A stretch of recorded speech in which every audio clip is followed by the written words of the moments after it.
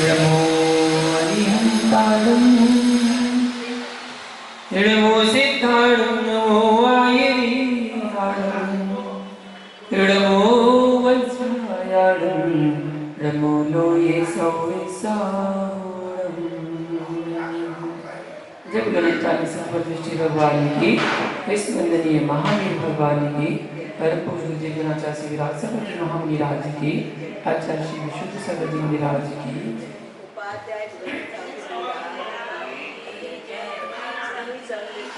महान भाव 16 कारण भावनाओं की में सील वृत्ति सुनतिचार भावना की व्याख्या यहाँ पर हम जान रहे हैं, जिसमें परिग्रह परिमाण व्रत के 5 अतिचारों की व्याख्या यहाँ पर चल रही है। आचार्य भगवान बताते हैं, अहो पुण्य प्रकृति के साथ कितना वैभव है। संपूर्ण विश्व के सम्मान पुण्य प्रकृति के हाथ में है। चक्री भी दीक्षा ले अथवा मृत्यु को प्राप्त हो तो क्षण मात्र में 14 रत्न और 9 नदियां विलीन हो जाती है। चक्री पुत्र के हाथ में चक्रवर्ती की विभूति नहीं आती है, उतनी मिलती है चक्रवर्ती के बेटे को जितना उसका स्वयं का पुण्य होता है। स्वयं के पुण्योदय पर ही जीव को इंद्रिय सुख सामग्री की उपलब्धि होती है। पुण्योदय की तीव्रता पर जीव के अंदर भोग सामग्री को हे भूत जानकर त्याग परिणाम होते हैं और संयम मार्ग को स्वीकार कर आत्म कल्याण कर लेता है। पुण्यहीन चारित्र धन को कहां प्राप्त होता है? पुण्यहीन व्यक्ति चारित्र धन को प्राप्त नहीं कर सकता। पुण्यहीन जीव इंद्रियों को वश नहीं कर पाता, निर्दोष चारित्र पालन के भाव नहीं बना पाता, भोगों की नालियों में मुख मारता हुआ मरण प्राप्त कर दुर्गति में गमन करता है। पुण्यहीन व्यक्ति ऐसी दुर्गति का पात्र ही बहु आरंभ परिग्रह की लिप्सा से युक्त होता है, जो जहां जाने के योग्य होता है वह वहां जैसी तैयारियां पूर्व से ही करते हैं। जैसे गर्भवती नारी का उदर वृद्धि उसके उदरस्थ शिशु की पूर्व सूचना है कि अब इसके बच्चा होने वाला है। उसी प्रकार नरक जाने वाले जीव की पाप वृद्धि, परिग्रह के प्रति राग वृद्धि, जीवों के प्रति आकरुणा वृद्धि, असत्य भाषण का व्यसन, पर वस्तु पर स्त्री के प्रति हरण भाव, सत्य व्यसन के प्रति रुचि जा रही हो तो बिना किसी से पूछ समझ लेना चाहिए कि मेरी अशुभ गति नियत हो चुकी है। किसी से पूछने मत जाना है। उसे टालने में अन्य कोई सामर्थ्यवान नहीं है, चाहे वे इंद्र हो अथवा जिनेंद्र हो।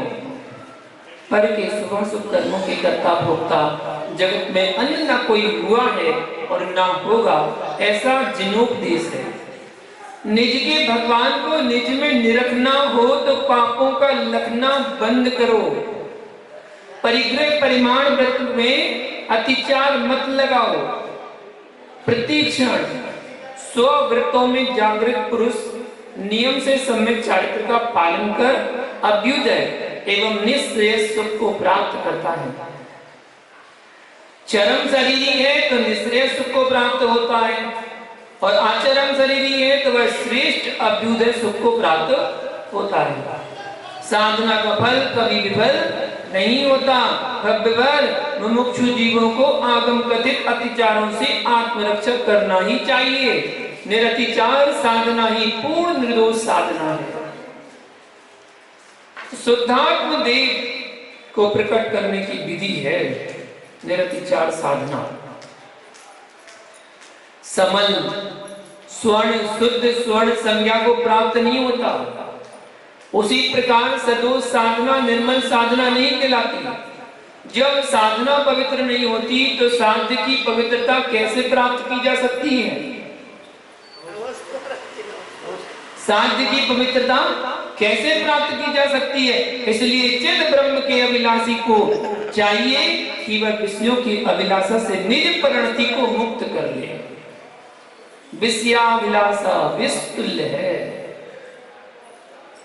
विष देह नाशक होता है, विषय विष आत्म विशुद्धि आत्म सिद्धि का नाशक है। विषयाभिलाषा ही मनोज्ञ अमनोज्ञ 5 इंद्रिय विषयों में राग द्वेष को उत्पन्न कराती है। जिन द्रव्यों में कोई प्रयोजन नहीं है उनमें चित्त की दौड़ देखी जाती है, उनमें भी चित्त की दौड़ देखी जाती है।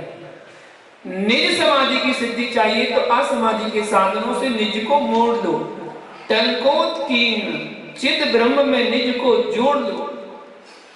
दिया एकत्र विभक्त निज ध्रुव धाम भगवान आत्मा केवल स्वभावी वही है। तेरा उपाधि परिग्रह उसे ही जानो, एक गायक भाव चारों ओर से जो मेरा निज स्वभाव है वह निज भगवान आत्मा से कभी भिन्न नहीं होता। त्रैकालिक भगवान आत्मदेव के साथ सहचर सहभावी रहता है, उसी परिग्रह में लीन हो जाओ। अन्य जो निज परम भाव से भिन्न पर द्रव्य है उनका करो परित्याग। निज ज्ञान स्वभावी चैतन्य धातु से पृथक जो पदार्थ है वे सब ही चित ब्रह्म से अत्यंत भिन्न है,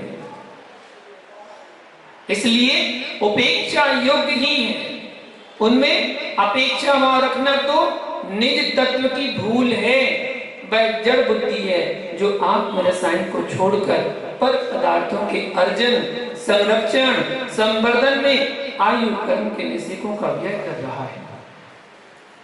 उसकी प्रज्ञा बुद्धि को मोह व्याघ्री ने भक्षण कर लिया है, इसलिए परिग्रह की लिप्सा उसकी वर्धमानता की ओर जा रही है। विचारों को बोध ही नहीं है, सुध ही नहीं है कि मेरा हित परिग्रह के संरक्षण में नहीं अकिंचन धर्म में है, एकत्र विभक्त भाव में है, द्वैत में द्वंद्व के अतिरिक्त अन्य कुछ नहीं है। मानव पर्याय में आकर निज ध्रुव ज्ञाता को नहीं जान सका, नहीं पहचान सका तो नर देह की प्राप्ति की कोई उपलब्धि नहीं है। धान्य पैदा करने का आधारभूत स्थान क्षेत्र है, मकान वास्तु है, जिसमें रुपया पैसा आदि का व्यवहार है, वह हिरण्य है।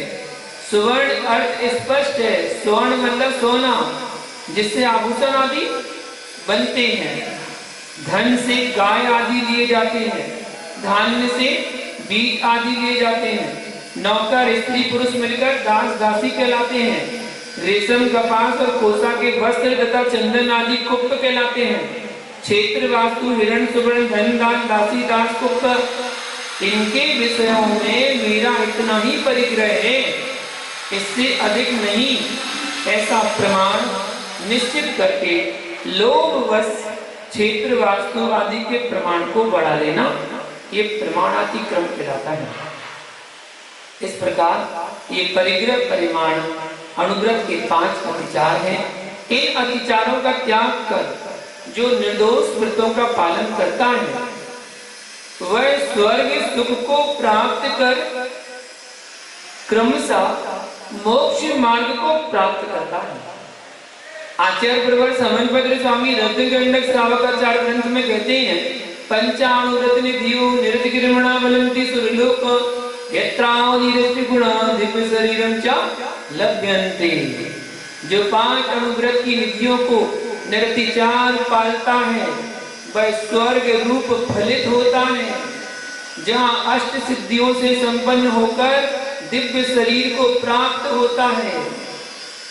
कृत कार्य अनुमोदना से अतिचारों का त्याग करना चाहिए। स्वप्न में विगतों में दोष नहीं लगाना, यही दृढ़ धर्म जीवी का कर्तव्य है। निज की दुर्गति से भयभीत होना चाहिए। पर की चिंता ना हो तो कम से कम 100 की चिंता तो होनी चाहिए। जिसे पापों से भय नहीं है वह जैनत्व से शून्य है, वह आत्मा की त्रैकालिक सत्ता की आस्था से शून्य दृष्टि गोचर होता है। जो आत्मा को त्रैकालिक समझता है उसे इहलोक परलोक का भान रहता है, पग पग पर स्वात्म हित का विवेक रखता है, निज प्रज्ञा का प्रयोग दोषों की अपेक्षा गुणों की उपलब्धि में करता है। धन्य है वे जीव जिन्हें आत्महित के प्रति प्रीति है। प्रबल पुण्यों जैसे स्व कल्याण के परिणाम होते हैं। सहजानंद का आनंद भाग्यहीन को प्राप्त नहीं होता, उसके अंदर तो नाना संकल्प विकल्पों के कीड़े काटते रहते हैं। जिन पदार्थों से व्यक्ति का कोई प्रयोजन नहीं है, उनमें भी बेचारा निज दुर्बुद्धिता से पीड़ित हुआ उनके बारे में संकल्प विकल्प कर अपने समय को, अपनी साधना एवं पुण्य को व्यर्थ में नष्ट करता रहता है। पर को विवेकी बनाने के राग में स्वयं के विवेक ज्ञान को शत्रुवत दिख रहा है। तात्पर्य यह है कि अन्य के कल्याण के राग में स्वयं में कसाय भाव को प्राप्त हो रहा है। कहता है कि मैं तो जगत का उपकार कर रहा हूं, पर भूल रहा है जगत के मध्य में तू भी तो है, एक जीव द्रव तू भी है। उसे कसाय करके क्यों कर्मों से लिप्त कर रहा है? उसके कल्याण का भाव नहीं है तेरे अंदर, क्या निजात्मा के प्रति शत्रु भाव बनाकर ही रहेगा? अकसाय भाव आत्मा का मित्र भाव है। मिथ्यार, अवृत्ति, प्रमाद, कसाय और योग की चंचलता, ये संपूर्ण परिणाम निजात्मा के शत्रु भाव ही हैं। जो जो परिणाम आत्मा को कर्मों से लिप्त करते हैं वे सब शत्रु भाव हैं। किंचित मात्र भी निज के प्रति मैत्री भाव हो तो भैया उन पर निमित्तों से दूर रहना जो 25 कसायों के हेतु हैं। साथ ही क्योंकि कालुष्ट भावों से निज की रक्षा करने का पुरुषार्थ प्रतिक्षण करते रहना चाहिए, जिसका आत्महित का लक्ष्य है। जिसने अपने आत्म हित का लक्ष्य बना लिया है, बन गया, वह पुरुष कभी भी समय प्रमाण काल की कालुष्टता को प्रदान नहीं करता। ऐसे पवित्र परिणामी जीव भी तीर्थंकृत पद को प्राप्त होता है। अन्य भावों से भगवत्ता की प्राप्ति किंचित मात्र भी संभव नहीं है।